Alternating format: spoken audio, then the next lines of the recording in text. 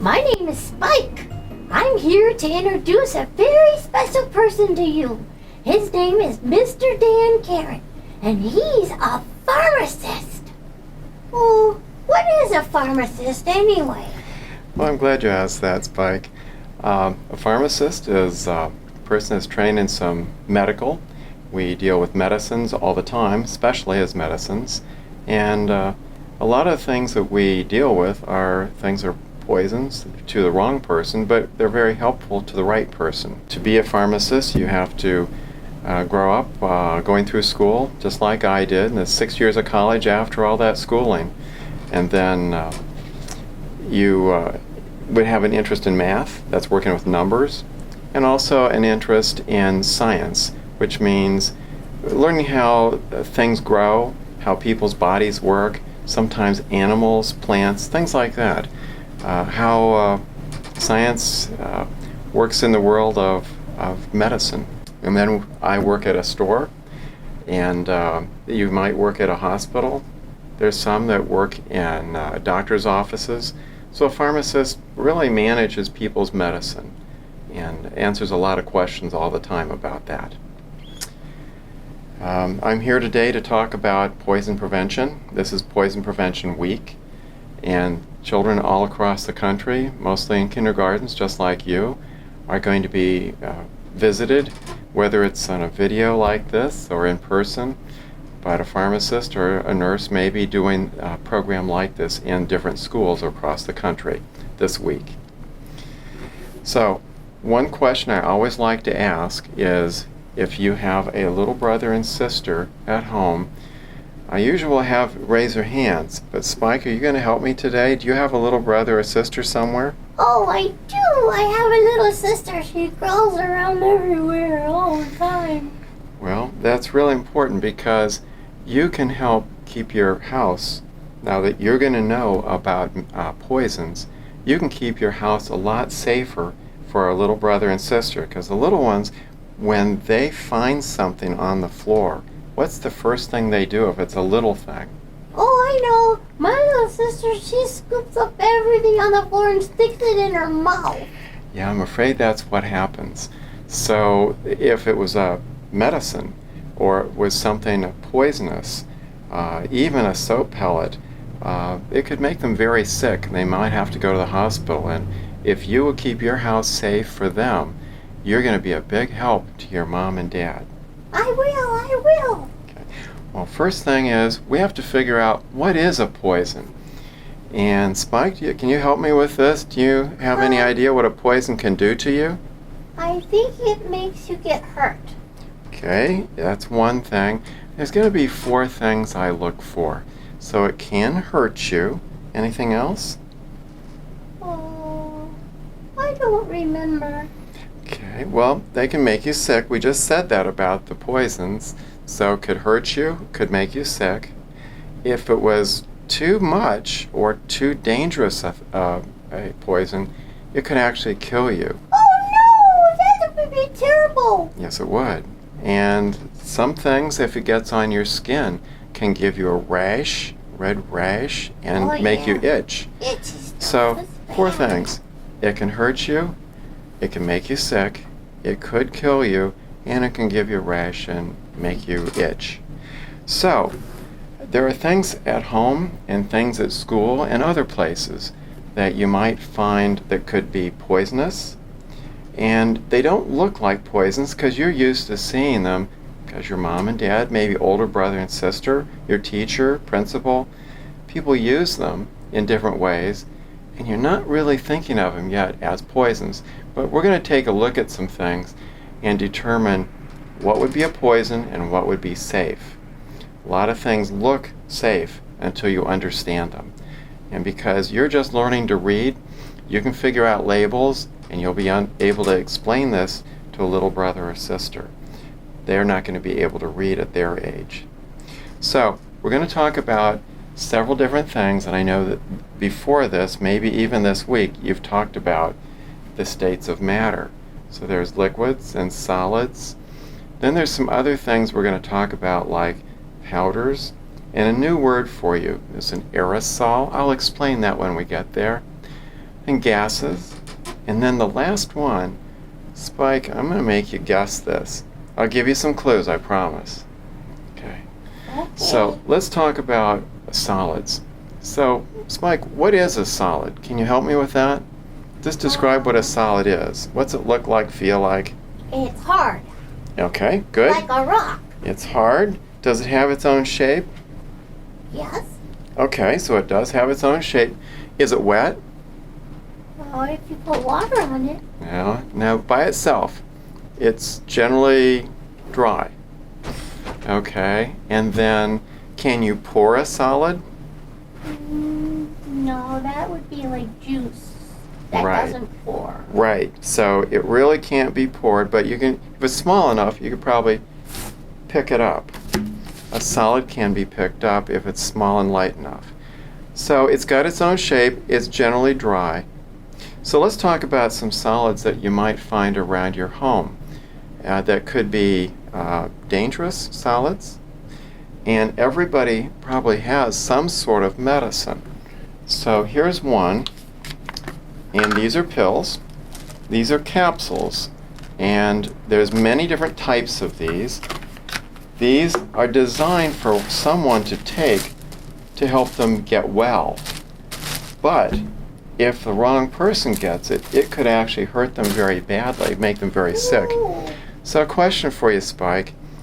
If you find a pill on the floor at home, and you have, especially if you have a little brother or sister at home that are much younger, what should you do? What's the best idea? I would pick up the pill and take it to my mommy or daddy. Okay, that's probably among the two best ideas. Or better yet, if the little brother or sister isn't in the room but your parents are close by, show them where you found it. That's very important because if there's more, they're going to want to know how it got there and find out if there's more around. So it'll cause them to look at that more closely. But yes, you want to tell an adult and get them involved. Okay, there's other solids around the home, and they don't usually look like, and you wouldn't think of them as poisons. But what about a bar of soap? If you put it in your mouth, it's not... That'd be really yucky. That's right, Spike. It's pretty nasty. And also, if you put it on your skin, it helps clean you. But if you put it in your mouth or your eyes, it can hurt you and make you very sick. Okay, so now, I think we have a pretty good idea of what a solid is. So now, Spike, can you help me? What does a liquid look like, feel like? It's wet, Okay. and it's like drinking juice. Okay, yes, it'd be sort of like a juice. And so, can you, when it's all by itself, can you just reach in and pick it up like a solid? No. That's right. It just runs right through your fingers. So, it would not have its own shape, but it would be runny. You can't really pick it up with your fingers. Okay. And we've decided it's also wet. Okay. So there's a number of different types of liquids that you'll have at home. Lots of them. Some in the refrigerator, some out in other areas. So would this be a good one to drink or put in your mouth? Was this okay? But I don't read very well, so it looks like apple juice. That's correct. It is apple juice, and it's sweet. And look at the color of this bottle. It's a see-through. It's kind of a dark amber or yellowish color. Would this be a good one to drink? Well, it looks just like the apple juice. That's right, it does. Looks a lot like apple juice, and it doesn't even have a safety top on it. Would that be good to eat or drink? I don't know. I can't read it. I don't know what it is. Okay, well, this is pine salt. It's a very harsh cleaner, and it doesn't smell the best, but it would taste even worse, and getting in your eyes could really hurt you. You might go blind. Oh! That's right. It means you couldn't see. So, but look how close these are in color. They're both liquids, and they're very, very similar. They look the same, and so a little guy might make a mistake. They know what that tastes like. So if they saw that and they could get that top off, they might try to drink this. And that could really be bad. Yes, that's right. So that's like a couple more liquids. What about this liquid? Would this be good to drink? It looks like stuff my mom uses to wash the dishes. That is correct. So I don't think we'd really want to put dish soap in our mouth, and you don't want to get that in your eyes. But I want you to pay attention. If you couldn't read, you wouldn't know what this was. And this is a green liquid in a clear bottle. So let's take a look at another green liquid. Would this be okay to drink? It kind of looks like soda pop. You're correct. This is Sprite. It's sweet. And you or your mom and dad or brother and sister might drink this. And it's very good. So, but look at the color and the size and shape of these bottles. These are both green, about the same size. Neither really has a safety top on it, and anyone could probably get into those. This one would be good for you. This one is for doing dishes. Let's add one more thing. What about this green liquid? Would this be good to put in your mouth? I don't know. It looks just like the good stuff. Well, it does, and look at the green liquid in there. What really gets confusing is this is a mouthwash. It's medicine. And so you'll see your parents or maybe brother and sister put this in their mouth and swish it around, but they don't swallow it and they spit it out.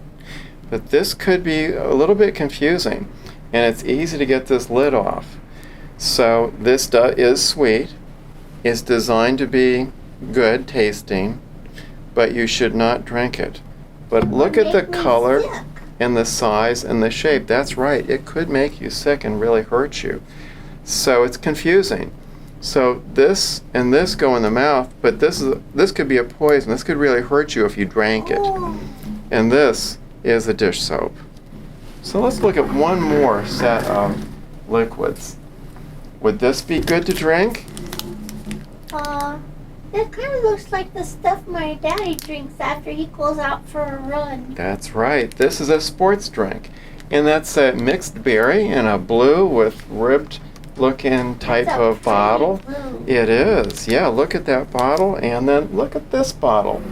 It's kind of ribbed just like that. I bet this would be good to drink, right? Oh, it does look really pretty. No, this is Fabuloso. It's a very harsh cleaner. So we clean surfaces with that. It's a soap type product, and if you drank it, you'd probably be very sick. You could actually die. No! But look at these two bottles. They're similar in color and size and shape. Even the ribbed bottles look a lot alike. And I can't read. Yeah, if you couldn't read, you couldn't tell what those were, you might make a really bad mistake. So these should be kept in different places. This should be kept either up high or in a locked cabinet. This could be kept anywhere because it's food. It's for you to drink. So we've examined what the liquids are pretty well now. So let's move on to a thing called powders.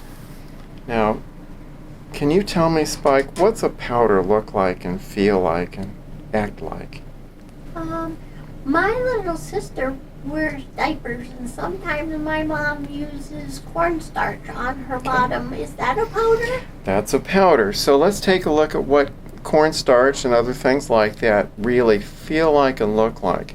Can you pick it up if you put your hand in it, and will it pick up like a solid?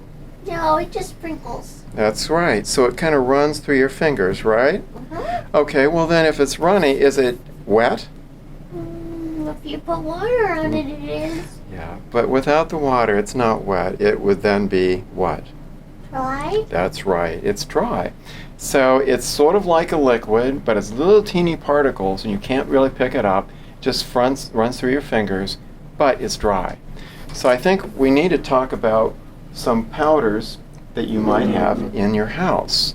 And here's a powder. This is a Comet dish powder or cleansing powder.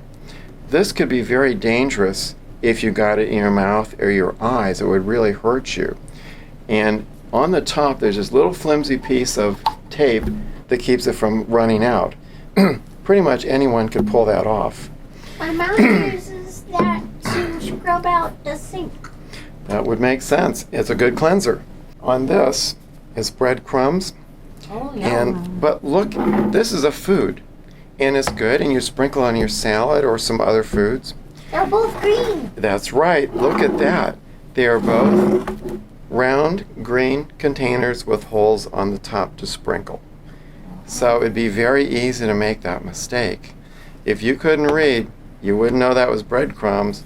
You wouldn't know that was Comet Cleanser. And you might try to eat some of this because that tasted good.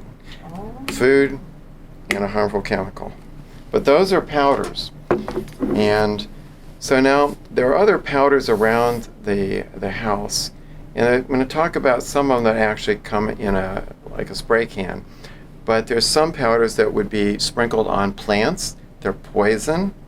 And you would put them on the plants to keep the bugs off. They're to kill insects. And some will also be used as plant fooder to make things grow. So those would be powders. So let's talk about, I said aerosols was a new word. All an aerosol is a spray can. So it's got a metal can usually, and you shake it and push the top and it sprays. I know what that is. Okay, well what is that? My mom uses it for cooking and frying things in the pan. That's right. This is a cooking oil, and you would call it a food. So it's not really harmful, but you wouldn't want to breathe it in or get it in your eyes. Oh, that's right. It's not really a poison, but it could hurt you if you got it in your eyes or your mouth or breathed it in. But you do end up eating it in your food. What about this spray can? Would this be just the same? Could you eat this? It's yellow.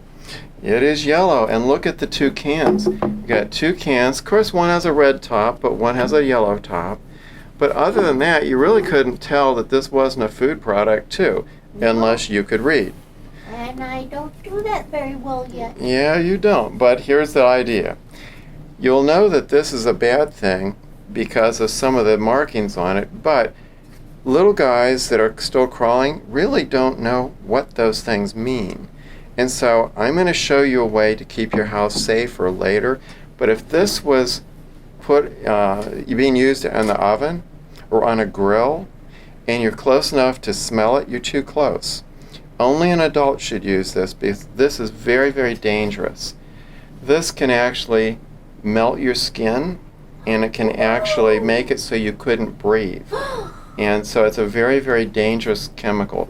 This one, in a very similar type of can, is a food product. That's what I want you to know today is what do the dangerous things look like, what they are, and then we're going to know a little bit later, what should you do with them.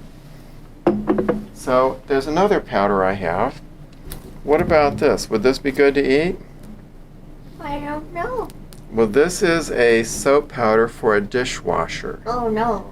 Okay, so you know soap powder means it's not going to be good to get in your eyes or your mouth. We already know that. Okay, what about this box? Here's a blue box. Would this be dangerous? You got it. This is cereal. And so look at the size, shape, and color. And then look at this one. And they're both blue boxes with fancy writing to get your attention. And if you saw older brother and sister walking along or in the kitchen eating out of this box, and you were, say, 2 years old, you might not know that you can't do that to this. It looks a lot similar. You just pull down this little flap here, and you get that powder out, and you might try to eat it thinking that it was sweet, which it is not. It could really hurt you. Okay, so we've looked at solids, liquids, powders, the aerosols, and then there's a thing called gases. So, Spike, can you tell me what a gas looks like and where you might find it? I know when I'm waiting for the bus and the bus comes and the stuff comes out the back of the bus that smells really stinky. Okay, what is that? That's a gas, right? We call it smoke. Okay. There is a gas, though, that could hurt you. There's a gas, though, that you have in this room. And do you know what that is? I don't smell anything. That's right. See if you can hear this. Okay, it's a gas that's in this room, and we couldn't live without it. And that is called air. Air, yeah. So that's what I was just pumping in here is air from the room. You can hear it. If I held it up to you, you could feel it. Oh, it feels like a breeze. That's right. If you feel the air coming out, but it's only air and it's safe to breathe. You couldn't live without it. But there are some gases that could be dangerous. And many of you ride a bus to school and take it home. And so the thing is, if you're close enough to where the gas comes out at the back of the bus or a car or even a lawnmower, you want to get yourself away from that and not breathe too much of it. It's not good for you. It can make you sick. Yeah. So that could be a poison as a gas. Okay, now I said I was going to make you guess the last one. You ready, Spike? Sure. Okay, let's go. I'm going to give you some clues, and I want you to try to guess what that last poison is. Okay. First of all, you don't think of it as a poison. You can't touch it, but it can touch you. Oh. Any idea? Next? Yeah. Okay. After that, it's something you can't live without. You would die. Oh. You better give me another clue. Okay. Without it, plants can't grow. Oh, that'd be bad. Right? Any ideas? Give me another one. Okay.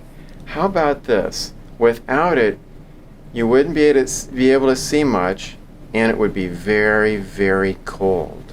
Oh, the sunshine. That's right, the sun. You don't think of it as a poison, but because if you're out long enough, your skin can turn brownish, you get a suntan. You get too much of it though, or some people, special skin types, will have a skin rash, and that's called sun poisoning. So you want to make sure you're not out so long, especially if you know you're sensitive, to get sun poisoning. And you want to make sure you have a good sunscreen on a bright, hot day in the middle of summer. And you don't want to stay out too long, or wear some clothing to block it. Also, little brother and sister shouldn't be left out in the sun too long.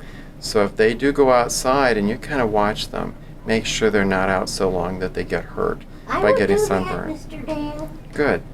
Okay, well, the reason I'm here was poison prevention, and a lot of the poison prevention is going to go on at home.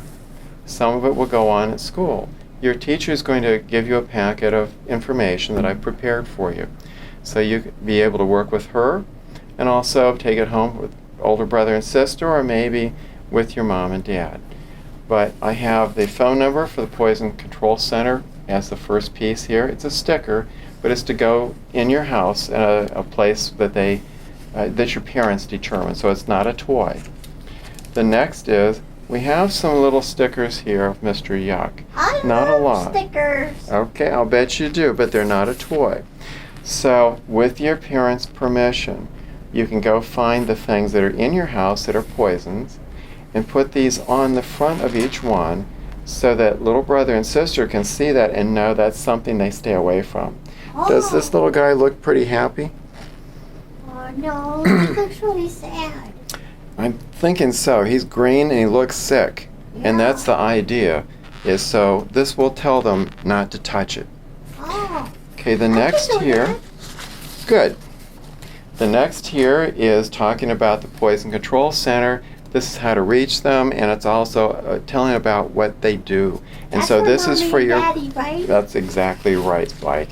That's for your parents.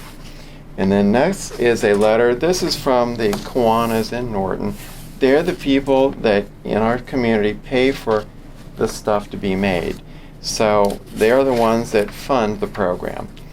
And the next is talking about poison prevention tips for children. So this is again something for your parents that we wrote. And then there's a checklist of different poisons that could be around the house, in the house, and other places in the community. But it talks about poisonous plants, spiders, different things around, and in addition to the poisons that you might find under the sink or next to your laundry area, different place, maybe in your bathroom. And it shows you how to identify them as poisons so that everybody would stay away from them. And I have a few more pieces like that. There's some games here. Ooh, You like that? Fun. Yeah, you can do that maybe with your teacher or maybe with your parents at home. And there's some coloring in here I love the and color. some puzzles. So these are all designed to help us be more familiar with poisons. You've been a wonderful audience with me today, Spike. So I appreciate your help with this. And we just want to keep our friends here in the city of Norton and the schools safe from poisons. Thank you. Thank you, Mr. Dan. You're welcome. Bye, kids.